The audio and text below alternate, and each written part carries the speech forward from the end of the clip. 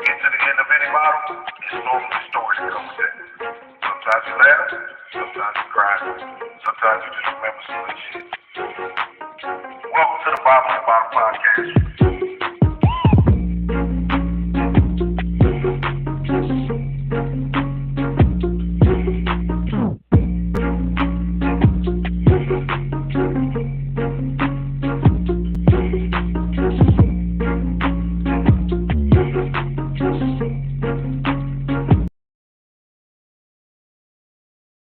Good people, y'all know what time it is. We back, man. It is our third anniversary. This is the beginning of our third year. Second year, or yeah, something like it. We started 2020. Either way, man, look, y'all know who I am at this point, man. I'm Jay Walker the third. That's my co-host, my brother, my partner, them. Carolina Dirt, what's good with you, player? Man, it's been a fucked up day, but I'm happy as a Hummmpday, happy I'll tap in, boy. Boy, it's rough. Rough out What they here say? being a homeowner. Life be lifing. Yeah, man. Life be lifing, man. But you know, we rise above it all, man. We got a little support from the good people, man. So we know we're gonna be all right in the end. So Indeed. So man, we gonna go ahead and get this thing started, man. We got a first time guest but friend of the podcast. We've done his show in his absence. Mr. Sterling Staxx, co-host of the DaCosign podcast with Venom, Vixen, host of the Vault nightclub, former manager of one of my favorite places in the world, Laroice. And if you don't know, you just don't know, but you should have had the pleasure. What's going on, Staxx? What's going on, fellas? Man, what's going on? Y'all good? Hey, good. Man, another day in paradise, as they say. As they always say, man. I think they be lying, though, man. Appreciate y'all, man. What's good? They be lying. Same old same. Yeah, I be saying that to people I bump into, brother. How's it going, man? That's that old folks saying, you know what I mean? Like, another day in paradise. That's what they say, huh? Hey, man, look. The older I get, the more I understand that lingo, cuz. Right, man. You know what I mean? So, man, I appreciate y'all boys for having me, though, man. I'm thankful to be here, man. Absolutely, man. We got to get back. You wasn't in the building last time I did the show, and then me and my brother, we did a show with her when you wasn't there. We need to get all four of us in the building. Yo, yeah, definitely, man. You know what I'm saying? We definitely, man. I think we need to make that happen very soon, man. So I checked it out, man. I appreciate y'all brothers, man. So it's rare I miss an engagement, man. You know what I mean? But it be pre-planned and they rare. You know what I mean? For sure. But we got this thing that we do, man. It's kind of like an icebreaker that you would get at a new job or something, man. It's what we call first call. It's 10 quick questions. I got 5. My brother got 5. They don't amount to shit. So don't think too deeply about the shit. Yeah, are we gonna drink? Are we gonna drink before we do this? I mean, it's your world, Squirrel. We normally do it and then take the shot, but your bottle is your bottle. No, let's do it your way. I can, yeah, let's do it your way. All right, man. First question up, man. Favorite porn category? Man, shit. To be honest, man, Ebony threesome. Okay. I'm a BBW, man. I love these fluffy birds. I love the fluffy bras, man. They be sleeping on them, bro. I'm a skinny dude. I dived in before, bro. You And you done got lost. You done got lost in the crevice. Yeah, it's nice down there. It's warm. Hey, man, look, when you got a BBW, sometimes it ain't her day, cause I will fuck a pole. Hey, I'm 7-ish, 7.5-ish, 7.5-ish, you know, 7.5-ish, you know what I'm saying? All right, man. Favorite pair of shoes all time? Ah, man, Jordan 6s. Jordan 6s. That's the first time I heard that one. No, can I change that? Jordan 4s. That's the one we normally get. Jordan 4. Yeah, because I'm old, you know what I mean? As the first pair I got to watch everybody else wear that my parents couldn't afford to get me. You know what I mean? Yeah. That's exactly when they went crazy. They went from like $90 to $200. Yeah, man. My mama wasn't doing that, bro. So you get some Nikes, you ain't getting no Jordans though. Okay, that part.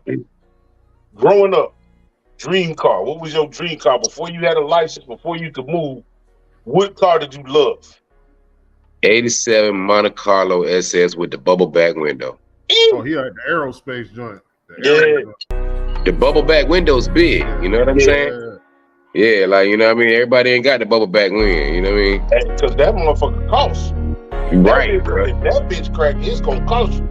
Man, look, I'm doing all right. I'm doing all right, and I still can't afford one of them motherfuckers. What's his name had one last year? He probably dropped one of his partners, Jesse Banks. He did one of them in it.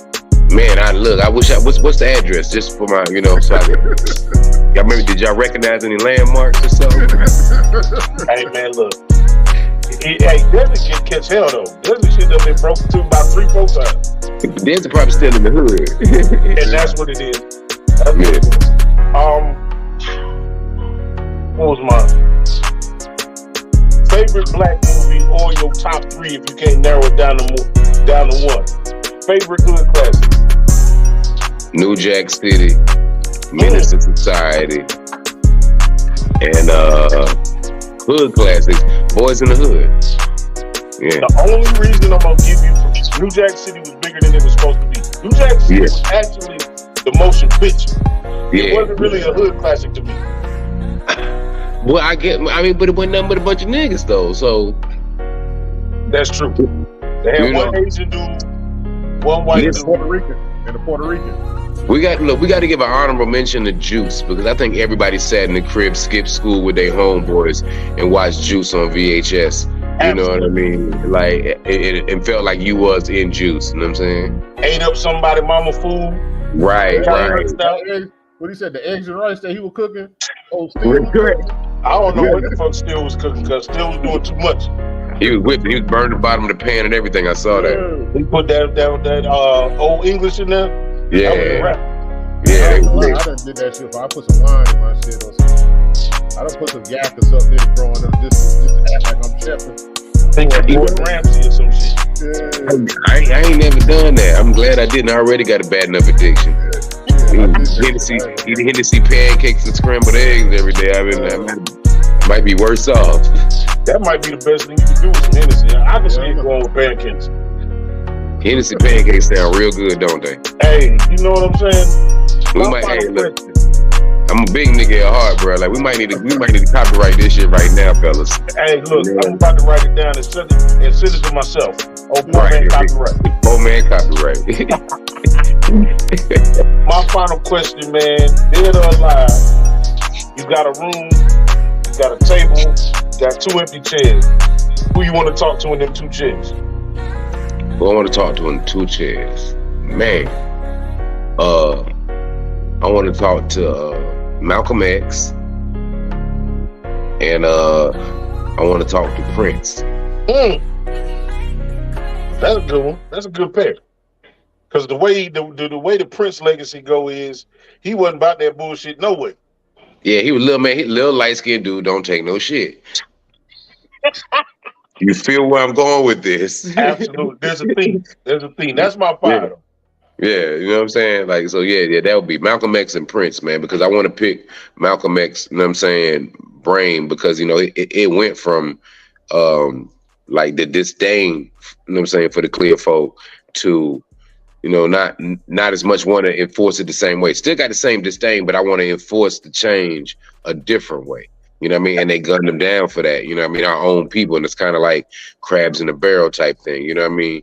Like we anoint somebody, but then we be so quick to bring them right back down. You know what I mean? As soon as they do something that we don't like, you know what I mean? Like, so yeah, Malcolm X, to see what that transition was like. And Prince, man, I just feel like Prince is the GOAT, man. Like music wise, like, you know what I'm saying? If I have a son, I'm gonna name him Prince. You know what I'm saying? Like for real, like. So yeah, and he was a player. You know what I'm saying? And he was a player. Prince had some bad women, bro. You know what I mean? That was fighting, still crying over him, cuz. Man, I'll take one of them right now. What about 53, 54, 56? I'll take. Send that baloney on over here, man. You know what I mean? So yeah, that's the 2 for me, bro. All right, real quick. Which one's more common? The scar on the elbow or the scar on the knee? Ooh. Got to talk about the age. It depends the age bracket. Yeah. I'd say scar in the knee, though. You know what I'm saying? I played ball back in the day, so I'm gonna say scar in the knee. All right. I asked my brother this last week. We had a conversation. You got 300,000 to invest. What franchise would you invest in? 300,000. 300,000. Will it buy a Starbucks or a Chick-fil-A? Yeah, you must have watched the episode because that damn show, the two we had on there. I didn't, bro. I swear I didn't. I did. We you know, I watched a couple of episodes. You know what I'm saying? Like, but no, Starbucks or Chick-fil-A. But I did see something that was real amazing, bro. Like by my crib, bro. I seen the first drive-through Bojangles. It is not an indoor. You can't go inside. It's strictly a drive-through Bojangles. And I promise you, bro, every time I've been to that drive-through Bojangles, I think I fell in love with Bojangles again. Because they ain't got to worry about customers coming in or out. Only thing they got to worry about is people coming through this drive-through. You know what I mean? Hey, so I don't. Go ahead. Yeah, no. So that was that. I thought that was pretty. I don't know if them folk will let me invest in Bojangles, but yeah, Starbucks, Chick-fil-A. I put an asterisk by a drive-through Bojangles. Before you say, my idea was to build a drive-through liquor store. They got me in Florida and stuff. Shit, they got them in Louisiana. You can hit a lick, bro. I used to went to college in Louisiana, you know what I'm saying? They got drive-through daiquiri shops, you know what I'm saying? Like, so I'm pretty sure that was 20 years ago, so I'm pretty sure they've elevated it. You could drive up and pick up your liquor. Hell yeah. If the law lets you get away with it, how much we talking? You know, I could shoot. Let's pool our resources. I want in on the drive-through liquor, you know what I'm saying? I had, you know, but yeah. That's the two that I'd invest in. Well, side note, you know Bojangles only in the South, so they trying to move it up north. So it might be the time to get the Bojangles in Jersey or Philly or New York because they got to come down south for Bojangles. Bro, they be hearing about the things, man. Like they hear about them, you know. I mean, before I remember when Charlemagne and them used to come down here and they would talk about Chick-fil-A, and Chick-fil-A wasn't up there yet. So Envy and Yee would be like, "All right, we going to Carolinas. We're gonna get us some Chick-fil-A." And so when they got back on this radio platform that talks to millions of people every day, Chick-fil-A in New York now. Chick-fil-A in New York now. Yeah. I got one near and dear to your heart. All right. We done talked about it so many times on this show. Laroice or Liquids? Boy. Nah, I can't do. I can't. I can't because Liquids was my introduction to being like a dude, kind of like, you know, in that life, you know, living in really young, 21 years old, 22 years old, maybe at like 24, 25, around that age, you know, early 20s where you really out on your own, man. And I've had some amazing nights in Liquids, man. Yes, indeed. And I'm from the Stompers, you know, Fantasy Island, LB's Dynasty era. I've been to every strip club that's ever been open in Columbia, my entire, you know.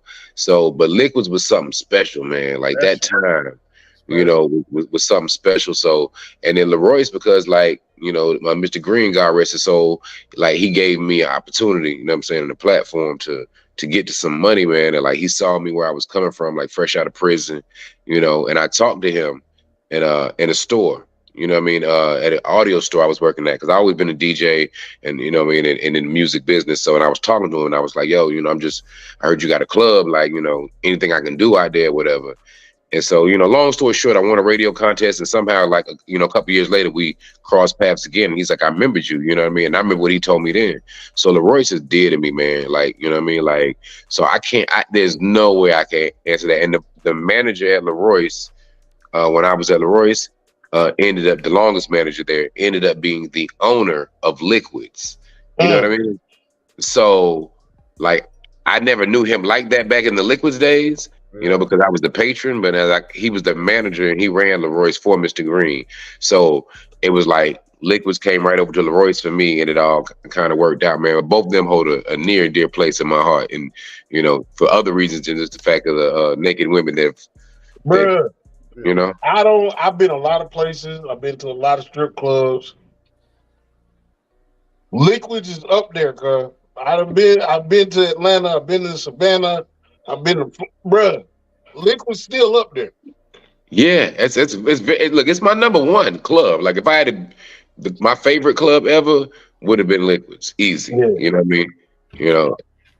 All right, y'all gotta let me get through these questions. My other one, my fourth one. Your favorite brand of watches? Because I see you got that timepiece on. What's your favorite brand of watches?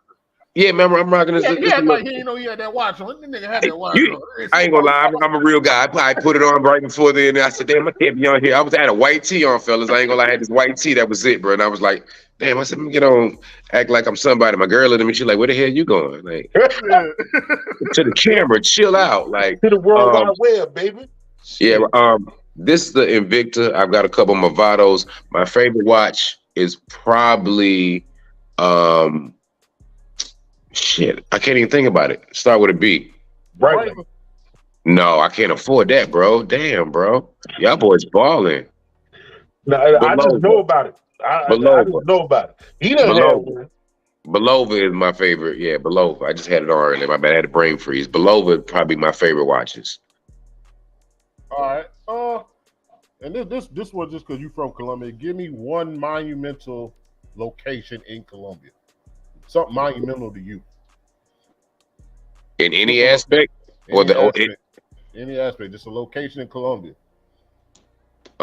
State House. And okay. I would say, because I think a lot of important things, a lot of battles have been fought, you know what I'm saying? And a lot of recognition has been made at that State House. You know, we've had to stand up for what we, in the flag and fighting against that, and in King Day, and for the women's, the basketball, Dawn Staley bringing the championship. We go down to the State House, when she's bringing the championships in, which puts us on the map, and a black coach as well. And my mother and father both met at the State House. Yeah, that's dope. That was first call. That was a long ass first call, so we can take this shot. I just got a free pour real quick. Yeah, look, free pour, bro. I'm going to go ahead and take this one to myself. I shoot him, cuz. That's it. I'm gonna shoot him, man. Look, I don't know what a mixed drink is, bro. There you go. Might as well get right to it. Well, I'm gonna tell you, Staxx, we need to get up one day, but you're gonna have to die first. Damn. Man, listen. I'm gonna tell you, listen to me. I do this, man. If I go to a bar and a bartender asks me what I'm drinking, I go to the next bartender. Don't you ever in your life ask me what I'm drinking. I got people that run from me. I got the team runs from me in the yak, bro. They run from me. All right, I don't drink yak. You're gonna drink what you want to drink, but we caught a body with Smitty a couple weeks ago. Yes, a couple bodies before. Hey, that's what. I mean, I know you. Hey, look, I know you guys could probably throw them back, man. As long as we start at the same time, and y'all make sure I don't pregame before I get there. You know what I mean? We both got to be at the starting line at the same time. That's what I tell people. Same damn time. We screaming future. Same damn time. Word. I just want to say, we in a weird place in the world, man. So the fact that you just alluded to having to go down and do a little time, if they cared about the prison system, what is the main thing that they could do to fix what's wrong with the prison system?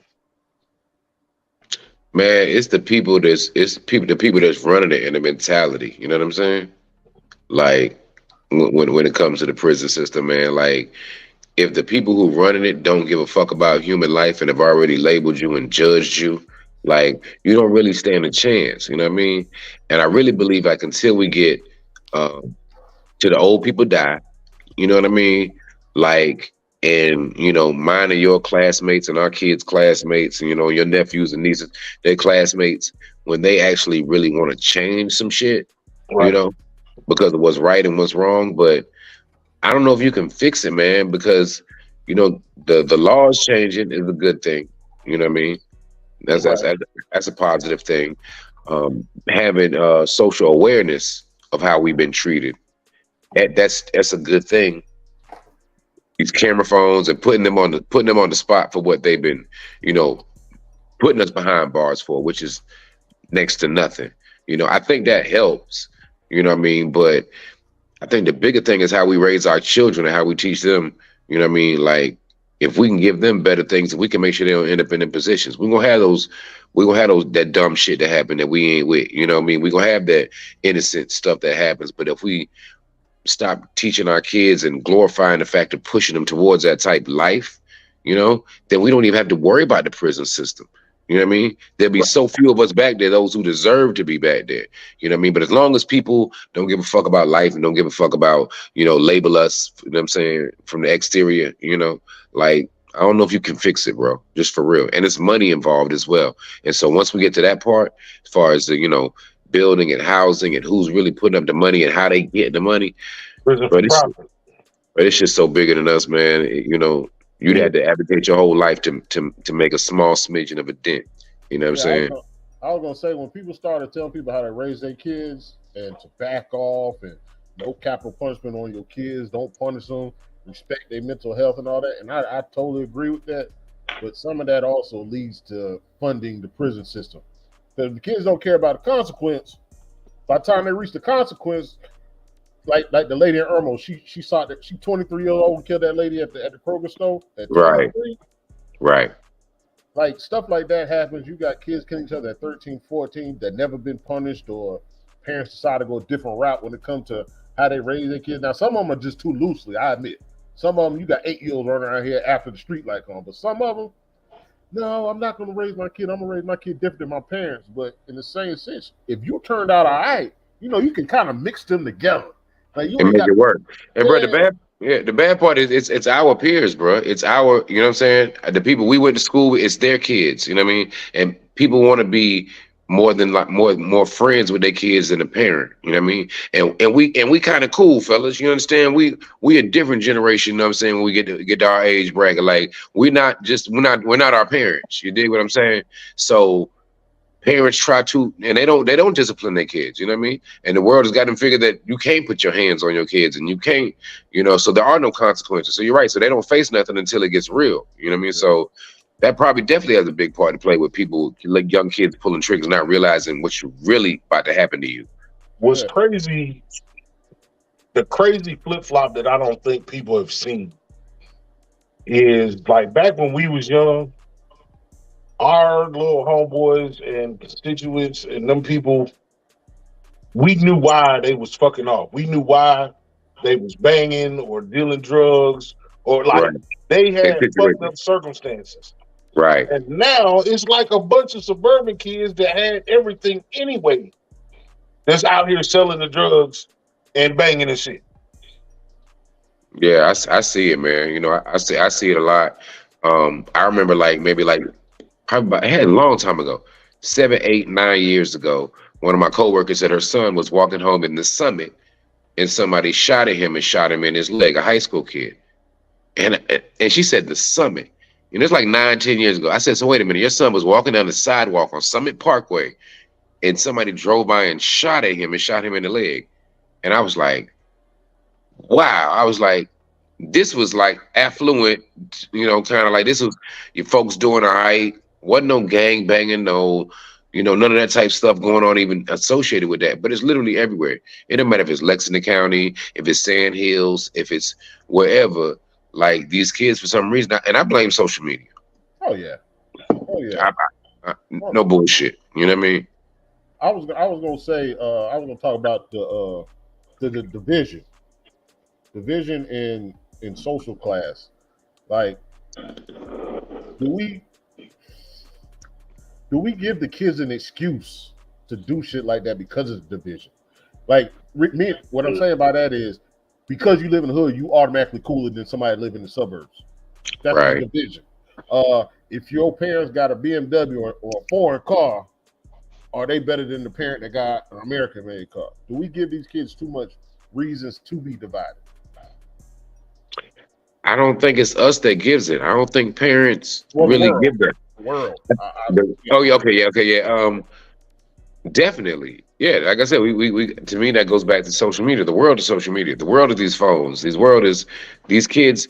We can talk till we blue in the face, but if they see the same thing repeatedly over on the internet, you know what I mean? Or they see the same thing repeatedly when they scroll or when they cut on the TV, the reality shows and all that stuff. Like, where it's kind of like it's out there, whether it's the moral of a TV show or whatever. It's this is poor. This is considered money. This is considered cool. When you see the sitcoms back in the day, like even on the Fresh Prince, when my man Trey comes or whatever, he's the cool one. Y'all the lame ones. I'm the broke one from the hood. I'm the cool one. You know what I'm saying? You the ones that got money over here. Y'all the lame ones. Like you allowed to say things a certain way because you know what I mean? So this shit's been drummed in our heads, bro. Like, you know, we fighting an uphill battle, bro.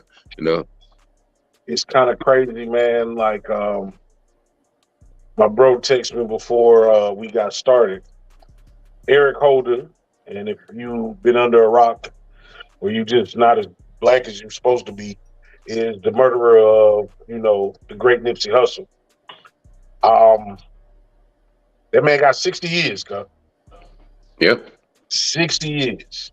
It's 60 years in life, right? Life and 60 years, so Life whatever, and 60 plus 60. life, whatever that is. Like, It was 25 to life 2 times and 10 years for the possession of the gun. Because I didn't even realize that he killed 2 other motherfuckers. He killed 3 motherfuckers that day. Whoa, yeah. I didn't know that either. When you go back and look at the text, if you want to shoot Staxx to text, he killed 2 other people that day. Jesus. It's we had this thing about gun violence, and I don't think there's a law that can fix it. I think if we stop making guns now, it's still enough guns to last for eternity, because we'll be on another planet before we run out of guns if we stop making them today. I don't doubt that. I don't doubt that. You saw that during the pandemic, trying to get bullets and trying to go to the.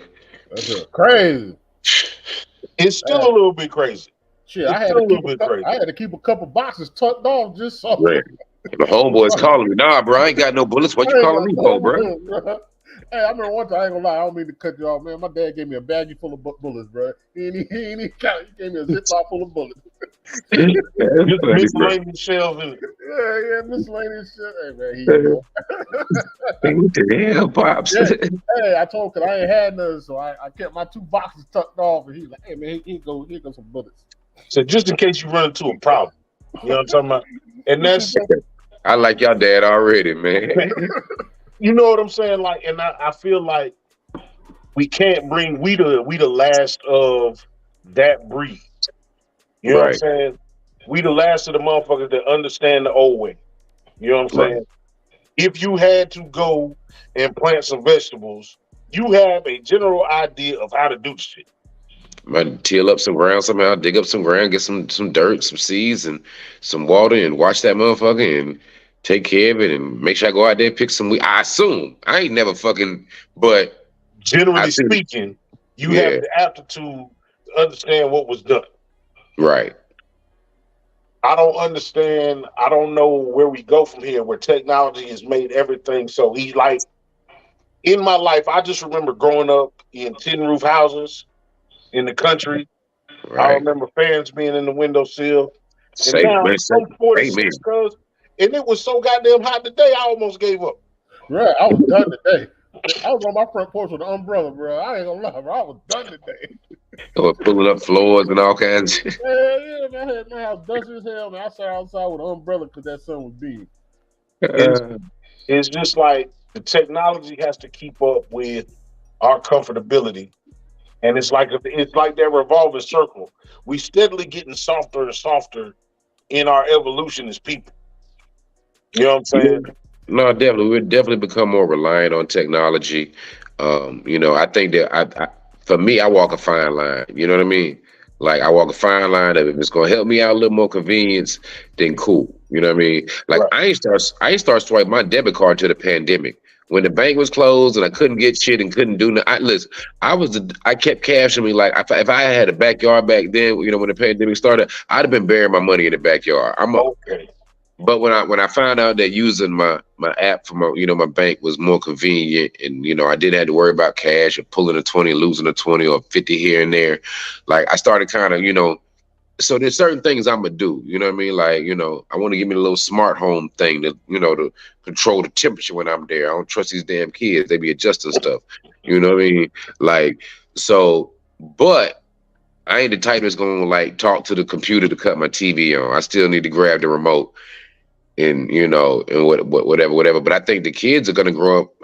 We can hold on to it. We can teach ours. Maybe ours can tell stories to theirs. Right. But I think we should probably cherish the moment and the era that we came up in, because it's not gonna be anymore. They don't even teach cursive in school no more. We talked about that last week. Yeah. Like, so we relish in it and we appreciate it, but what are we really gonna do to stop it? You know what I'm saying? In Oh 50 no. years from now, when we're not here, do you think they're gonna think about my granddaddy told me? You know what I'm saying? When he used to have to write with a pencil. Well, what? A what? What? A pencil? Yeah. Is So I I have a think stylus. right. So I think we should. I think we should cherish it, though. I think we should. I don't know if we can do anything to stop it, bro. Honestly, bro. Adapt and conform. How they say. I think as adults, because like our pops, like he got an iPhone. I think he got the iPhone 4 back in the day, and he got one every year and a half after it came out. And all his friends his age, like they learned from him. So I think our advantage is that we can communicate with our kids to keep up with technology, so they understand. All right, we know what you're going through, but technically this is how we used to do it, instead of just not knowing nothing. Right. No, agree, bro. And my folks are like that. My folks, what I'm saying, they've been together 50 years, you know what I'm saying? So my folks are like that. And I promise, bro, every Sunday I go to the house, my mama says, man, can you cut this TV on the back porch? Your daddy just don't, and she was standing right there with me while I be hitting every button. I said, mama, you go to input, and you hit fire stick, okay? I done flipped the script, cause I start acting like they used to act when I tried to do my homework. Did you even try? I'm like you, bro. I'm like, what do you mean? I told you how to do it last time I was here. You know what I mean? So you trying to tell me you ain't watched TV since a month ago when I was here? Right. You know what I'm saying? So I tell people you got to parent your parents, but like you said though, they're willing to like learn. So I think we got to talk to them. You know what I'm saying? Be willing to learn, and I think we'll be okay till we get on up out of here. But once we go, shit, a pencil. It's like we lead a blessed life, me and Carolina, man. Like we got this bridge of my father's generation, his homeboys embrace us. We respected them, coming up as teenagers, and they used to talk shit and slap heads off and all that other shit. But now we fully fucking grown, and we peers, but we not peers. You know what I'm saying? And no, yeah, definitely. I feel like we kind of need to spread that. If there's anything that can help Black men, is bridging that gap between the old and the young, man. Nah, I agree with you, man. Like through everything I do, I never try to be a hypocrite. So I try to watch what I give advice I used to give kids back in the day or whatever. But literally, like I'm the same way, man. Like I feel like if I run across a Black child anywhere, female or male, like I'm trying to give them some game at the same time while talking to them. And I'm always gonna like big up them and let them know stuff like might not see it. Like my partner had to bring the kid to work day about a month ago, right? You know what I'm saying? And he brought his daughter in. And I've known this dude for like 20 plus years. We used to sling boxes in the back of a truck. And so but he got a new job now at this new place where I deliver to, and it's 20 years later, and he has a daughter with him. And he says, I know this guy right here, man. Me and him go way back, or whatever. And I looked at it, I said, your dad's a good guy. And I said, and you are a queen, you know what I'm saying? And make sure somebody always respects you in everything you do. Little shit like that, you know what I mean? And it's in front of her father, you know what I'm saying? Little shit like that. When I see kids at the corner store, I say shit to them, When they ask, hey, man, you can buy me a cigar? Hey, bro, no, I'm not going to buy you a cigar. You know what I mean? But listen, while you out here asking people, be careful who you ask. You might end up asking the wrong person, my brother, who might want to rob you because you got some money, because you got weed and you can buy a cigar, you know what I'm saying? Or a police who's, off duty coming in. As long as we, like, I'm with you. Like, we have to, they're having your uncles, what you probably call them your uncles, having them around, and now we're both grown. At a certain age, we're all grown. Right. Yeah.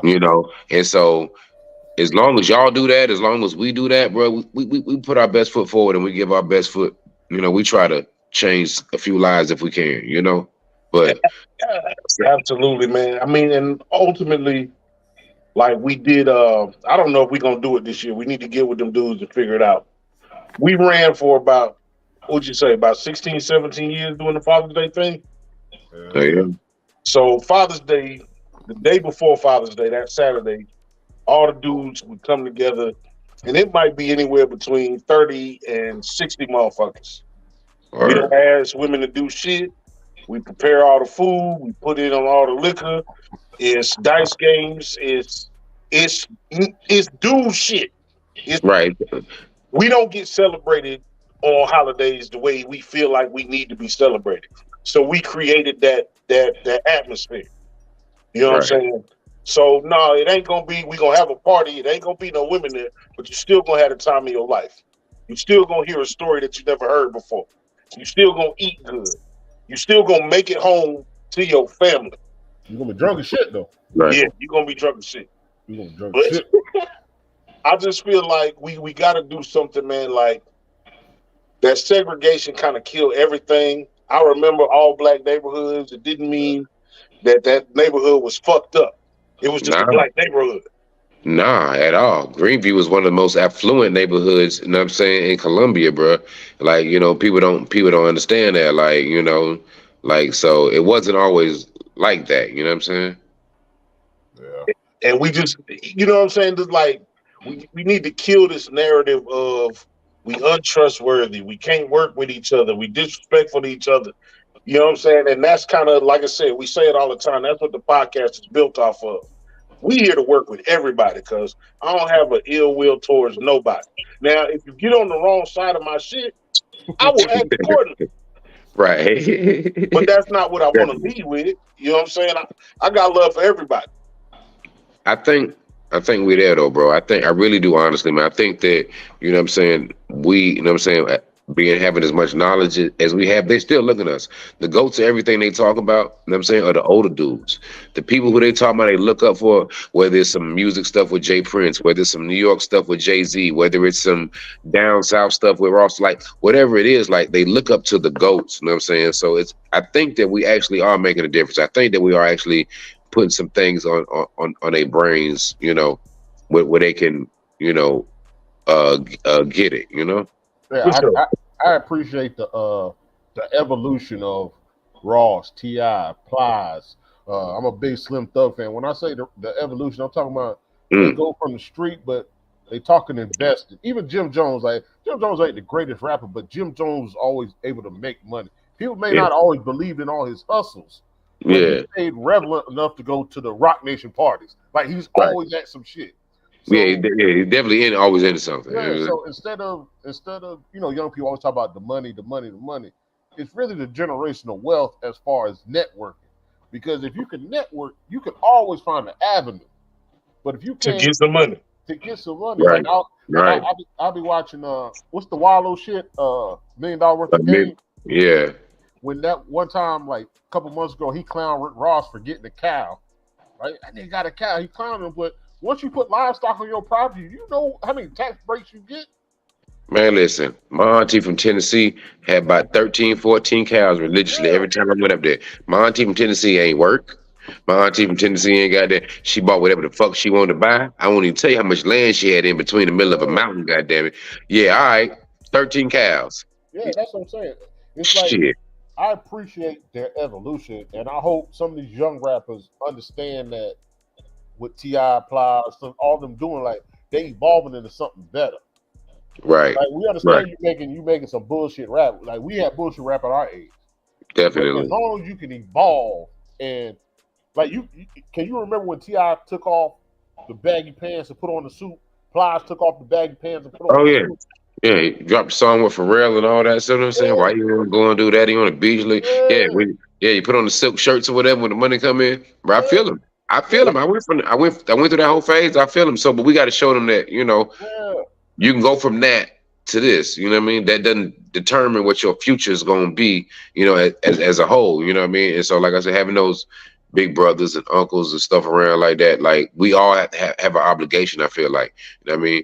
I give so much game out, bro. I don't know if they're gonna receive it, but I promise you, because I've been around, and I've been through a lot of things and in a lot of places, and I give game out. You know what I mean? Like, and I hope that they understand. I try to be as real with them as possible and understandable because we a different generation.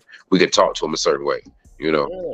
So I think as long as we do that, I think you guys are them type of guys. You know what I mean? Like as long as we do that, whether it's family or the neighbor's kids, Right. What about your boy, cuz? Charleston White is on the Prince family ass, cuz. How you feel about that? That's his own city. Ain't he from Texas? He from Dallas though. I don't fuck with none of them niggas. Oh, Whatever them niggas from Texas want to do, they could do. I went to school in Louisiana. I hung out in Texas. Look, whatever they do over there, them some crazy ass niggas down there in that country. Don't get it twisted now. You know what I'm saying? Look at Charles White. But what he said, so Prince fucked up his show, right?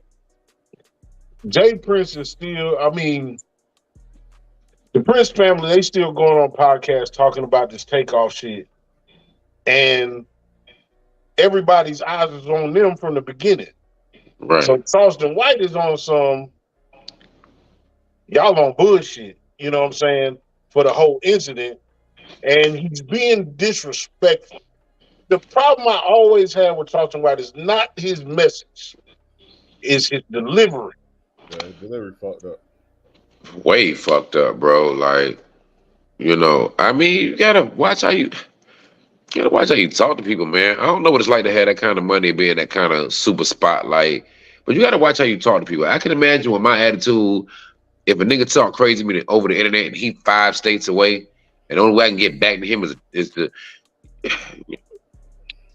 Right. people, they provoke you. You know what I mean? It's like you provoking Prince, and Prince is looked like lately by his speaking on all this shit. Like, I don't agree with all the million interviews or even speaking on Takeoff. With all of that, and maybe he's getting sucked into social media. You know what I mean? Like, you know, a person on another podcast we probably all know, he's my homeboy too as well. We ain't talking about other podcasts. We on bottom of the bottom. But he said he was disappointed. You know, a prominent radio guy said he was disappointed in Prince even, you know what I mean, saying anything about it, you know? So, but Charleston White, he's like, oh, I see a fire burning. Let me throw a match. Yeah. Right. Yeah. And I'm coming to Houston. Yeah, like we had and I'm calling the police. Don't leave that out. You don't never leave that out. Right. I don't know if you fuck with I ain't gonna say fuck with. I don't know if you know Barry White, comedian out of Colombia. He on the road with Charleston White now. And we had him on the show. We were going back and forth, and I kept telling him, like, I feel disrespected as an educated man if every time I see you, you got the foolery going on. If your message is always the foolery, but then I see you doing some dope messages where you talking calm, you clear, like, I feel disrespected because you saying the whole world needs the foolery. Now, lately, he's been a little more calmer on the podcast world. He's been a little more calmer on the podcast, but his live he still be going crazy. But I understand his message. I just don't like my brother. I don't like the delivery. Man, I just wonder how much time grown men got to devote to, you know what I'm saying, all that crazy shit when we got so many limited years on this earth, you know, the point where they can even, you know, like, I mean, I guess that fame, again, social media. Because if it wasn't for social media, we wouldn't know who the fuck Charleston White was. You know what I mean? Like, if it wasn't for technology advancing that we know what's going on in Texas, California, Arizona, because of social media and people who are popular, we wouldn't even know. That's why I say social media, bro. Like, Charleston White is a clown, bro. Like honestly, like, from what I've seen, and I ain't got to watch too much to know. You know what I mean? Like, I'm not glorifying nothing that involves snitching. I'm not glorifying nothing. If you got to do what you got to do to get off, all right, cool. That's on you and your co-defendant. You know what I mean? Shit, you know? Like, I know niggas who are snitches who my friends. I don't do drugs or sell drugs or do nothing with them. They're my friends, though. But whatever relationship they had with somebody else, that ain't. So, like, I don't respect snitches, period, if it has to do with, you know, me. But, like, personally glorifying it, if my homeboy was around here who snitched on somebody bragging about how he snitched, he wouldn't be my homeboy. I wouldn't hang with him, you know? Well, if he over here quiet in the corner, like, hope these niggas don't know I snitched. Yeah. And then, you know, we always got to define what snitching is, because somebody kill an old lady in your neighborhood and you tell on them, that ain't no snitch to me.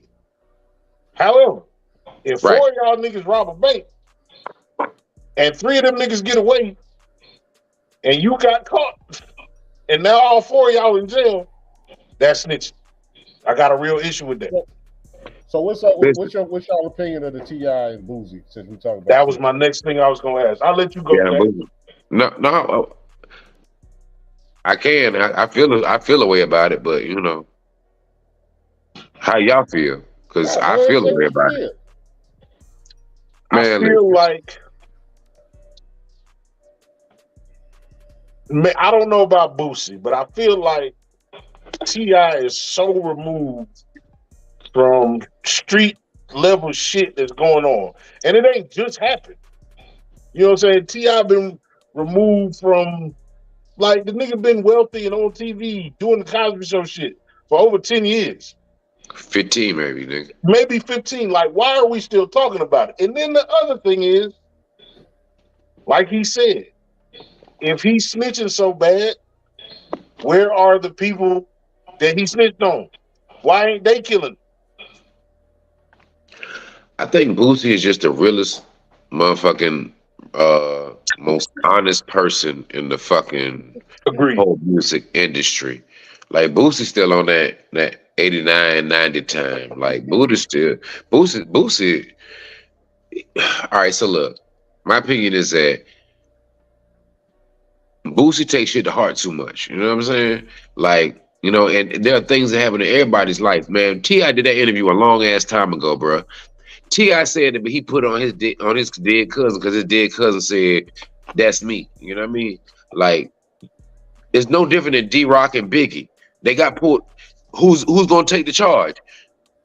My pistol. And Biggie goes up because I know you got something special. So what's the difference if T.I. uncle, who might have been dying or whatever, he was in the streets doing whatever, I don't even know how he died. But point being, if he said, "I'll take the charge," what the fuck? Like, are you serious? And I'm telling you from a nigga like, and this is why I get emotional. We got to drink. Let's do it. No, because the real shit is that I've been in them type situations, you know what I mean? And sometimes it really ain't you know what I mean? Like we talked about earlier, I was behind the wall for a little while. It's like, but you got co-defendants. And my co-defendants had did a lot of shit, you know what I mean? But I'm on my own shit over here. I don't know nothing about this. So when they tried to put it on me, all my co-defendants said, "Nah, put it on me. He ain't do that. Nah, put it on me. He ain't do that." You know what I mean? Now me, yeah, he did that. Right. All right, but he ain't do that and that and that and that and that. So if somebody tells you that, like, what are you supposed to do? I never told them my co-defendants. My co-defendants told on themselves. When my co-defendants found out so that your situation is real and everything is tight. So Boosie ain't got no reason to question what's going on between T.I. and his uncle. And why would you risk the money? You know how much money that album was gonna make? I'd have played it.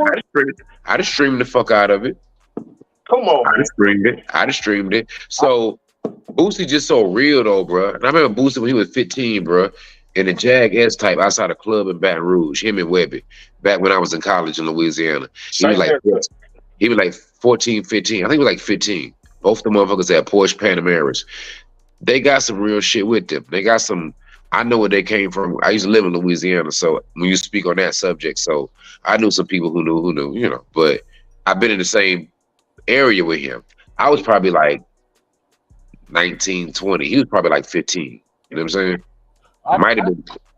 You know? I feel like this. If I can save my brother's life, why not save it? Right. I mean, so technically, if it's street shit, his cuz should be a hero in the hood. Then he should have made his cuz a hero. Because if that's right, we wouldn't have T.I. making movies. You wouldn't have all this. And how can I move? And people don't want to give. And this is another note about T.I. Like, people don't want to give him the credit he deserves as far as helping the South. Like, you got to think, if it wasn't for like people like T.I., Boosie wouldn't be who Boosie is. You know, he was screaming trap. He was making real music. A lot of people from New York said T.I. really do rap. So T.I. was giving the South credibility when it comes to rap. Definitely. And I think if you don't have T.I., you don't have Boosie. Agreed. It's even they was out moving around the same time, T.I. was the one that took off outside of the South. You know what I mean? So if you don't have T.I., you don't have Boosie. And I think that would have been a dope album. I would have listened to it. I'm pretty sure it would have brought back a little bit of yesteryear for your boy. You know what I mean? I'd have listened to it. I think Boosie he's just so real to a fault. But does that end? Is that big enough to end a real friendship? Because usually you see them go live hanging out together 4 or 5 years ago. They just went live like 2-3 weeks ago. I was looking like, oh, that's dope, man. T.I. and Boosie hanging together. I know Boosie done built a little house with his little land in Atlanta. I was like, word, that's dope, man. And then all of a sudden, this shit, I was like, wait a minute, this old or something? Because the interview looked old. The footage looked old. I was like, is this old or something? I was like, T.I. blaming on his cousin. I was like, T.I. said that like some years ago, right? Right. And where are the people? Like T.I. been famous for 25 years, cuz. Where are the people he snitched on? Look, I'm gonna tell you this, T.I. told on somebody, but it wasn't nobody who ain't deserved to be told on. How about that? They had and he was on Vlad, and Vlad tried to say, well, T.I. did take the stand. Remember when that shit happened in Ohio where the bus got shot and homeboy died? Yeah, Phil, yeah. He said T.I. took the stand. And it's just like, you know, I'm not, well, yeah, and I'm not a fan of Vlad, and I can see he trying to instigate the shit because he know Boosie gonna say whatever Boosie want to say. So obviously he's doing it for ratings. But that man went through a shootout. He had some people stalking him. He went through a shootout, and they laid one of his people down. His best friend. His best friend, Phil. Yeah, Phil. Yeah, Phil. Yeah. Like, what you supposed to do if your homeboy get laid down? Strap up, be ready, armed, ready, buy as many pistols as possible. Whatever death threats you send my way, I'm ready to go. Well, he did that too. That ended up in some other shit. And if you think about it, Young Dro done said it. There's several rappers from Atlanta that said that vouched to be in the shootouts with T.I. That who? That vouched for being in shootouts with T.I. Oh yeah, several. Yeah, several. Rappers have said they vouched for. Hey, T.I. used to pull that nigga back in the day. Yeah, several light skinned niggas again. We up 2. We up 2. Hey man, look, is you and Tip, and I don't know who the other, Steve Brown, C Breezy, who else? Yeah. C Breezy, Drake, light skinned niggas up by a million right now, nigga. Nah, man. Hey, y'all about to go back down. You know, history repeat itself. Y'all ain't gonna last long. That's how it always go, bro. We'll still be here though. We'll still be here. Always. Global warming. It's about to get hot as shit in these next couple of decades. Y'all gonna dark. Hey, I'm about to get a tan, bro. I'm about to get a tan. Y'all niggas better watch out. I'm not. I'll be in the house. I'm gonna be in the house, cuz. No, I mean, I feel like at a certain level, it's not to say the street shit go away, but come on, man. And I think Boosie get pleasure out of the one thing that most motherfuckers can't do, which is be successful and be able to go back home. Yeah, and I think that's a good thing, man. Like, I think the bigger part is just like maybe those few are still, you know, hanging on to the social media area and still like responding and doing all that. But I feel like it's gonna fade out, bro. I feel like our era is gonna be cemented. You know what I mean? But I feel like it's gonna fade out, man. And they'll work that shit out. You know that shit ain't gonna work that shit out. They both in Atlanta. They both gonna bump into each other. You know what I mean? Like it ain't even that. It really ain't that serious. Your folks gotta be different, bro. Boosie ain't say nothing fucked up. He just like, I can't fuck with him. No, he called him a rat too. He called him a rat too. You can't call me a rat. Nah. Let me ask you this then. So Boosie has no problem with the money he make. What he making. Boosie can say no, he can say yes, he can be like, man, people ain't fuck with me. But when you doing movies with Denzel, your decisions change. They should. That's what I'm saying. So is Boosie still gonna be Boosie if he get to where he going when it come to movies and listen, tell you a conversation I had today. If Boosie decides to accept one of these reality show TV deals and they're gonna give him some money, Boosie had more money than T.I. and everybody else goddamn by the time it's said and done if they get Boosie a reality show. I'm gonna tell you right now. They gave one some years ago. You remember when they did all his baby mamas? I think it lasted like a half a season. But listen, if he do one right now, that boy a big controversy. If he's smart, he'd be smart. He started his own goddamn podcast and motherfucking goddamn listen because he controversial. But man, we got to grow up, bro. You know, at the end of the day, bro, we got to grow up. Like I done as much gangster shit as possible ever in the world. I'm not proud of it. It's not a badge of honor. We got to learn that we can use the experiences to, hopefully guide our youth, bro. But like, yeah, Boosie didn't let that shit go. Who cares? I got homeboys that are snitches. They didn't snitch on me. You know what I mean? And I never dealt with them in that realm. They're still my homeboys. I got lifelong experiences with them. You know what I mean? I ain't gonna ride out in the shootout for him, but shit, I'm not gonna sit here and tell you he ain't my homeboy either. You know, like Snitching is so prevalent. He got somebody on his team to snitch. he knows somebody he part of. He said, yes, I did. No, I didn't. Everybody has if you've been sitting down. No, I ain't did that shit. You know him? No, I don't know him. Well, I got this picture with you and him. I still don't know him. You know what I mean? Like you if you've been in them positions, bro. So like to cancel the whole album, bro, and to call T.I. out, T.I. set himself up, bro. He be setting light skinned niggas back. Yeah. Do you think it be the bump on his lip? You can't trust a nigga with a bump on his lip.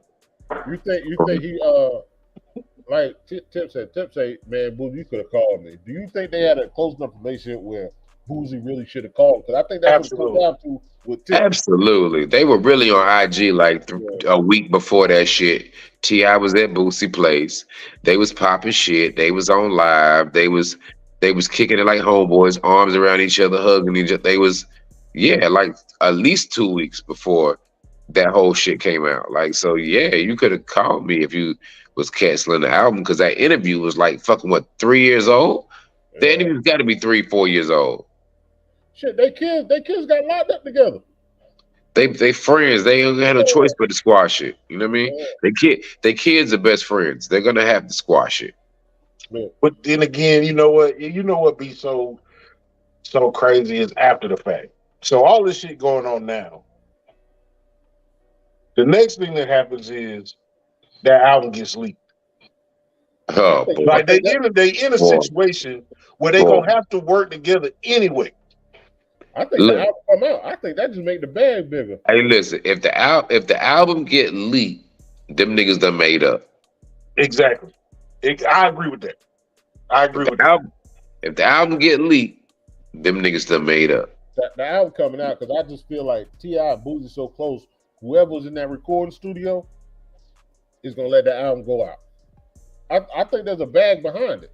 Because they didn't call it a mixtape. They didn't call it an EP. They said it was an album. It ain't a whole lot of hip-hop tours that you really want to see no more, cuz. You want to see Tip and Boosie. Tip bring Boosie out on tour in 2 years. Tip bring Boosie out on tour in 2 years. Some random ass. I don't think it take that long. If the album hit, like ain't nothing gonna do what they about to do on the 23rd or 23rd. The 23rd gonna be crazy. What's going on the 23rd? You got Lil Wayne at Township Auditorium. Yeah. Hey, let me ask you something on the way out though before we get to the back end of this show. Okay, bro. I asked Barry White, comedian Barry White, about who are some names in Colombia that's just legendary names that people need to know about. Like that's dear and heart to you, that's in Colombia, that either nonprofits or party promoters, just active people, or that was active back in the day. Most important names? Yeah. That you feel in your heart. Well, that's a tough one, bro. There's so many people that come through the city, That's just shining a light on them. That's what we're trying to do, man. Whew. A lot of real ones out there. I say that I think that people don't know that the inner workings, the people in the background really make everything go. So a lot of people I've come in contact with, have definitely been A1. I've been blessed in that manner. Oh, Jesus, boy, names? Well, that's tough, bro. Boy, that's tough. DJ Shy, I feel like it's a underappreciated, person who's been in this business, has been pushing. Leroy Green, owner of Laroice. He wanted to do things the right way, you know. But then you got your Earl Coopers, people who've been around for a long time. You got your big moles, your party promoters who ain't around anymore. Who, you know what I'm saying? And the city crazy. Yeah, I went to. He had a party for his sister in something some years ago. Man, that party was crazy. You got Venom. You got Venom. Venom is a pioneer in this game that's so underrated as well. Even though she's had the biggest of spotlights throughout Colombia's history, you know what I mean? Right. Venom definitely has to be somewhere near the top tier of everything. She's worked for every radio station. She's had a whole movement. She's the one that started anybody that's close to a bottle girl or Vixen or whatever. She's the first one to use the word Vixen. Venom's Vixens. So Venom, Prince Ice, he's always been loved with me. Neek has always been dope. Louis V has always been dope. I feel like those are people who make a difference in the circles that we move in. So those would be the people I think of. That being said, who's some of the next generation people that you want people to look out for? Boy, look, these young boys is willing to learn, bro. And when I tell you these young boys is on their grind, I appreciate these young boys. DJ, you got DJ Gooch. I hired him to work at Laroice, one of his first gigs when he started moving. DJ L Doggin, he's a young boy. He DJs at room service. He's the house DJ at room service. Definitely any brunch, anything going on. You got DJ Dono.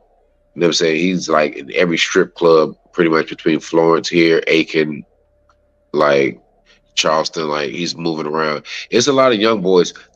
DJ Pretty Boy Mel is probably one of the best and upcoming DJs that this city will ever see.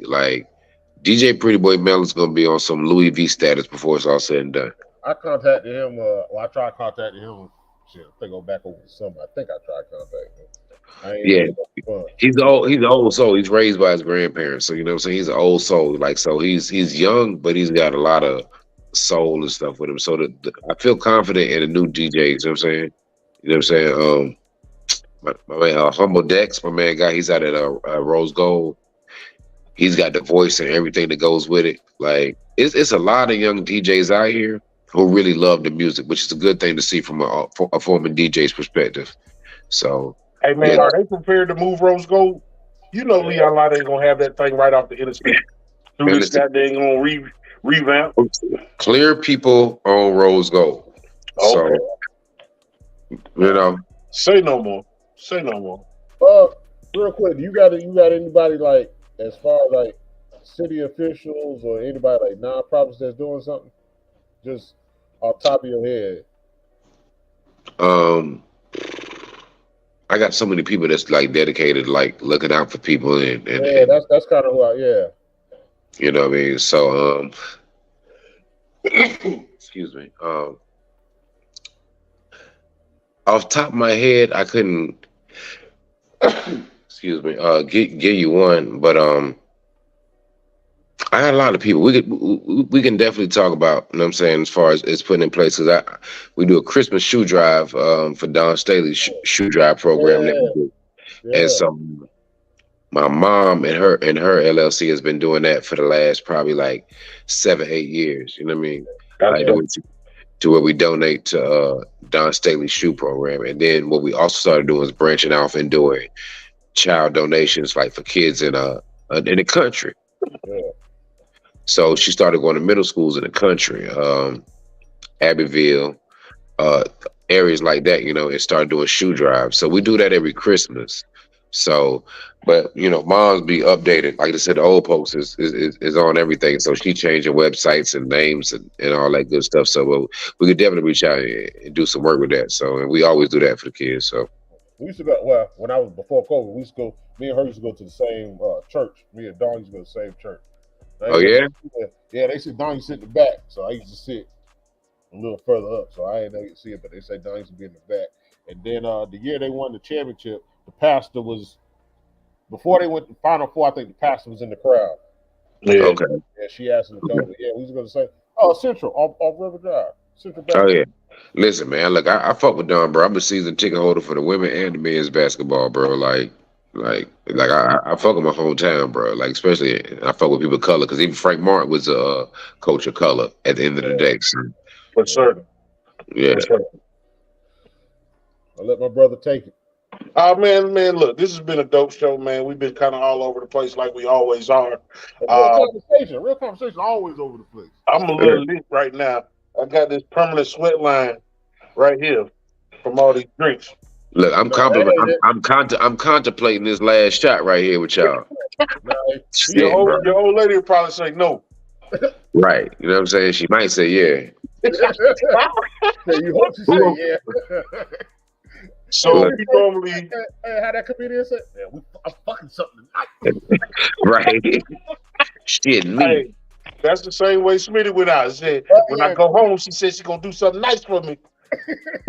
Smitty was out. Hey, Smitty ain't did nothing but hug the pillow probably when he got home. I told him that before he left. And me and my brother called Venom. She said he on the couch right now. Smitty was like, hey, before he left, said, hey, y'all getting on tonight, right? I'm be on. All right, Smitty, you gonna be the guest. Man, Smitty nowhere to be found. Look, shout out to my EP, Smitty, go get him, man. Goddamn, I swear, bro. All the time. Big shout out. We do a song of the week, man. We try to give people sometimes it's the new hot shit, sometimes it's the old thought provoking shit. But a song of the week that you feel like will get people going or evoke some type of energy. Is there something old or new that you want to share with the people today? Genre don't matter. Genre don't matter. Yeah, genre don't matter.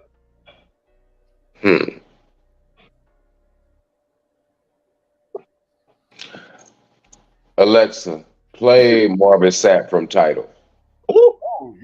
Playing songs by Marvin Sapp from Tidal. Well, say no more. Oh yeah, that's my joint. I feel like that daily. Oh, I listen every morning. I be singing "Why Money Can't Be Free." You know? Yeah. If that what it is, all right, Alexa, volume 2. Alexa, volume 2. See, yeah. About to cut on, he talked so loud. Hey, look. Matter of fact, Alexa, be quiet. That's you made the point. You made the point. Cut on before. Hey, look, man, I had Alexa hooked up for 2 hours back in 2017. It was just too creepy for me, man. Bro, I be arguing with this motherfucker all the time. I told her to be quiet already. Alexa, stop. Alexa was lighting up. I wasn't talking to her. I wasn't asking her shit. I said, man, I'm out. Hey, look, she telling you shit you don't want to know, bro. Like, I can tell you what the forecast and the wind barometer. I said, what's the temperature? Oh, that's it. That is all. I need a jacket. All right. Would you like me to add this to your call list? You got my call list? She know everything. Yes, bro. So I feel you, bro. But yeah, that would be my one song, bro. For those who think they, you know what I mean, if you put your faith and trust, you know what I mean, and like in a higher power and believe, do the right thing, you know what I mean? Shit, you see the same thing, you know. What you got for the people, Carolina? What's your song? Man, he messed me up with that one, bro. Cause I listen to gospel every day to work. Cause when I deal with them other people, there's not a dark complexion. I feel like I'm going there with better energy, so I listen to gospel every day before walking in. When I worked in the warehouse, I was listening to Jeezy, Gotti, Lil Jon. I was ready just to. You go to work with the clear people. You got to listen to gospel on the way to work. I feel like my energy is just a lot better with dealing with them because I'm too big and look angry to be listening to Lil Jon and walking straight in the door, and they just be like, look at the typical black guy. I guess my song of the week could be Slim Thug got a song called My Shoes. I listened to it probably about 4 or 5 times a month. He just basically talking about like you can't live in my shoes. Right. My problems are my problems. You know, you can't live in my shoes. He got the Hamiltons on the hook too. Okay, I know that thing fine. Oh yeah? I'm gonna have to check that out. Yeah. I'm gonna go back in the vault, man. Getting Grown, CeeLo Green. Okay. That song just always it's almost gospel. If you understand what he's saying, it's almost gospel. You know what I'm saying? And boxes of blunts in the good old days. You know what I'm Yeah. saying? Whew. Boy, 5-pack. You name a Philly Blunt, Tampa Nugget, Dutch Masters, White Owl, Hey, Optimos. yeah. Hey, look, you name it, boy. I done tried to split it. I Yeah. said, stop fucking with these little young dudes. Stop fucking with me with these little cigarillos, cuz we used to smoke whole cigars. Whole cigars, big ass cigar, big ass box. You know what I mean? Like, Did you know y'all what I'm saying? did y'all see Snoop Dogg? He was on it was some podcast. It had Seth Rogen on there. And talking about overseas, they put tobacco in their weed. Oh yeah, That shit, that's too much. that shit was Yeah, so that's too funny. much. That's why I don't fuck with backwoods, cuz backwoods is like smoking a Newport Black and Mild and some weed. Bro, this shit be so thick, bro. Like I work in the club, bro. I smoke papers, bro. Like, you know what I mean? Like, so, bro, I be in the club. Nobody wants to hit my little joint. I be so thankful. I be having a gas of gas in the Hey, little joint. hey, I be like, nah, Stack, we don't want to hit that little joint. I be like, ah, shit, I wasn't asking you too. Y'all done, I done offer once back in the day. I ain't offer no more. They be hey, rolling a big ass thick black backwoods. Staxx, when you get off here, hit Smitty up. I don't brag about my brother. Hit Smitty up and ask Smitty what my brother did. And then Hey, look, I All I, right, bet. I smoke bamboo papers, cuz. You know what I'm saying? That's the only paper I want. I don't want your blunts. It's no disrespect. You can smoke that to the face. I'll smoke my own. Look, I'm good. I I'm promise you, I'm good. good. I'm I'm good. good. You want to hit this? No, I'm good, bro. I got my own. hey, Bruh. I came prepared. Hey, look, I'm gonna come prepared everywhere. As a grown ass man, I'm gonna come prepared. You know what I'm saying? I ain't banking on you to have what I'm. Nah, I'm good. You know what I mean? As a So, man, that's how you should always travel with your own survival kit. You feel right, me? right. Well, this is the last little shit, man. This is opportunity for you to say what you want to say, share your social media, let them know when they can catch the cosign, however you want to do it, man. This is the final call, the last call. All right, I think I can do all of this. I'm a host for a living, so I think I can do this. It's your boy Sterling Staxx, aka Good in Every Hood, your homeboy's homeboy, co-host of the Cosign Podcast. You can follow us at the Cosign Podcast on Facebook. You can follow me on Sterling Staxx at Instagram. You can follow me on Sterling Staxx. Don't even try to follow me on Facebook. Never mind. You can follow me on Instagram at Sterling Staxx. Like, only way to get my Facebook is you got to have limited entry. Shout out Bottom of the Bottom Podcast. Shout out Ball Gentlemen's Club. That's where you can catch me at Friday, Saturday nights, anytime you're in Columbia, South Carolina. And yeah, that's what we doing, man. You know what I'm saying? Bottom of the bottom, man. I'm not to the bottom yet, but we getting there. That's always the goal. That is we on that always the Hennessy. goal. Man, Carolina, what you gonna tell the people on the way out? You know, I always say network is super. Everybody ain't got it. I try to practice it. Man, people always talking about they blessed and highly favored, man. Start wishing that on other people. Church. That's all I'm saying, man. Start wishing that on other people, man. That blessed and highly favored. I love that line. You know, I've just been hearing that for so long. Just start wishing on other people, man, because you know that stuff gonna come back to you. That's why I say that. It's gonna come back to you. So start wishing other people being blessed and highly favored. And it'll come back to you. That's also part of networking, man. The bottom of the bottom, once again, we up for three podcast awards. One of them actually with Sterling Staxx and Venom of the Cosign Podcast. Whether we win or lose, I appreciate nomination, but if we win, of course, part of that's gonna go to them because they done been on our platform and we done been on their platform. So we're gonna tie that in with everybody from the bottom of the bottom fan. That's it. All right, man. Look, y'all go ahead. Y'all check out the Cosign Podcast, man. Not just because I've been on it, but that's a damn good reason. Venom, Sterling, they got an awesome show. They got awesome content. It's real all the time with them, man. So definitely check them out. Together we break chains. We in the comments, man. Y'all go check out her content as well, man. Very dope individual. Sister to the bottom of the bottom podcast. Y'all know how I be, man. Love the ones who love you back. Make that phone call to you, meaning that person that keep running through your mind that you ain't reaching out to, reach out to that person, man. You never know if you can save their life or not, man. It don't take much from us. Like this shit, share this shit, subscribe to this shit, and hit us up. If you want to come on, we'll talk that shit with you. We don't give a fuck. We don't discriminate. Outside of that, man, y'all be easy until the next time. This is the Bottom of the Bottom podcast. We gone. Be easy. That part. I think I'm ready to go. Yeah, you hit that shit.